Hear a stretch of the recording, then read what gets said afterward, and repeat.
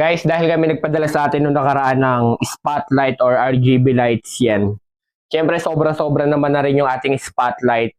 Siyempre, kagaya na sabi ko nung previous video natin is bibigay natin na giveaway yun mga idol. Siyempre, mamimili ulit tayo sa comment section kung sino yung maswerte natin mabibigyan. Sa ngayon, hindi naman na Quezon City yung pipiliin natin. Mamimili na tayo kahit saan mga na lugar mga idol yan. At syempre kung isa ka rin sa bagong followers ko mga idol at ngayon ka pa lang din nakapanood ng videos natin, yan. Dito ngayon may nagpadala sa atin na seller na spotlight. Ito yung review ko nung nakaraan mga idol kung napansin nyo yung previous video natin.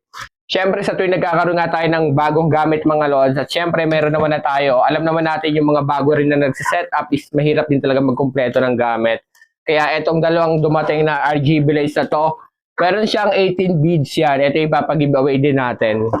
Siyempre, dito i-test natin kung gumagana rin ba talaga mga idol yan. Ito, isa sa nagustuhan ko sa ganitong RGB lights. Sa tuwing nagsasalita ako, makikita nyo, sumasabay din talaga sa salita natin mga idol yan. Hindi nyo lang siya napapansin masyadong ilaw kasi meron tayong tripod na spotlight sa kaliwat kanan. Isa sa nagustuhan ko rin ito mga idol din is meron na siyang remote yan. Pwede mo siya control ng remote kung naka-mount siya or nasa lapag mga idol. Kaya kung gusto mo rin ng ganitong RGB spotlight, mag-comment ka na lang sa baba mga lord. Siyempre, pipili ulit tayo kung sino mabibigyan natin ng RGB spotlight na kagaya nito mga idol. At siyempre, sa mga nagtatanong kung saan pwedeng makabili ng ganitong RGB spotlight, ito yung pinakamaliit nila, buy one take one to. Parang ang price nito mga lord is nasa 600 or 700 yung dalawa.